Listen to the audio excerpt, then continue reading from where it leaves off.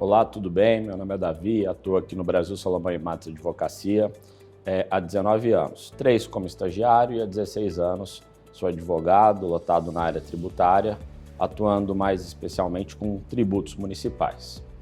Teremos o privilégio e a condição hoje de trabalhar com um tema muito caro contemporaneamente, é a reforma tributária. Um tema que a mídia vem repercutindo bastante e se trata de alteração, evidentemente, no nosso sistema tributário. Quando nós pensamos em tributo, nós estamos pensando em valores que são levados ao cofre do Estado com o objetivo de sustentar o cofre público e dar margem à sustentação das obrigações do Estado, sejam as obrigações sociais, sejam as obrigações financeiras. De outro lado, o tributo atinge o patrimônio do particular.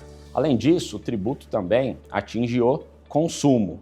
Aliás, sempre importante lembrar que economia é a equação de capital e consumo. Então, tudo aquilo que onerar o consumo vai também atingir a economia. Não à toa, se discute no Brasil atualmente a necessidade de reformar o nosso sistema tributário. O Brasil, de outro lado, discute reformas as mais diversas. E me parece, num primeiro instante, que quando se fala de reforma, há um equívoco. E não me refiro apenas à reforma tributária. Me refiro mesmo à palavra reforma. Reforma é substantivo. Esse substantivo ele é acompanhado, por vezes, de um adjetivo. Uma reforma ela pode ser boa, a reforma pode ser ruim. A reforma tributária que nos apresenta, ou que se apresenta a nós, ela não resolve, me parece, o problema tributário brasileiro. Por quê? Nós temos um sistema que concentra a tributação no consumo. Então, assim, a título de exemplo, a OCDE, ela tem percentuais de carga tributária de todos os países do mundo. Se nós observarmos países desenvolvidos, a carga tributária que atinge um país desenvolvido, como os Estados Unidos, por exemplo, é de 34% do PIB.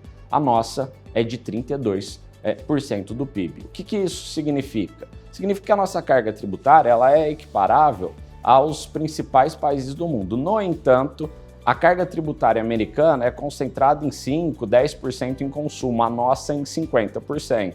Então, o que precisa ser alterado no Brasil é a tributação de consumo.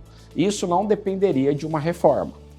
Falando especificamente da parte tributária no que toca aos municípios, os municípios hoje têm competência para criar o imposto que incide sobre serviços, tributo que incide sobre consumo. A reforma transforma esse imposto que incide sobre serviço, o imposto que incide sobre circulação de mercadoria dos estados, o imposto que incide sobre produtos industrializados e a contribuição que incide sobre receita e faturamento em 3 tributos: imposto de bens e serviços, contribuição de bens e serviços e o imposto que vai incidir sobre produtos supérfluos. Especificamente em relação aos municípios, a reforma ela afasta, ela refuta aquilo que se tem hoje, por exemplo, por um ISS fixo. O ISS, Imposto sobre Serviço, vai passar a chamar Imposto de Bens e Serviços e vai incidir exclusivamente sobre faturamento. De outro lado, esse imposto que incide sobre serviço e que vai chamar Imposto de Bens e Serviços vai permitir ao contribuinte o direito de se creditar de tudo aquilo que for aquisição daquele que prestar serviço. É certo também que essa reforma ela trabalha com regras gerais, regras abstratas, e vai depender ainda de uma regulamentação.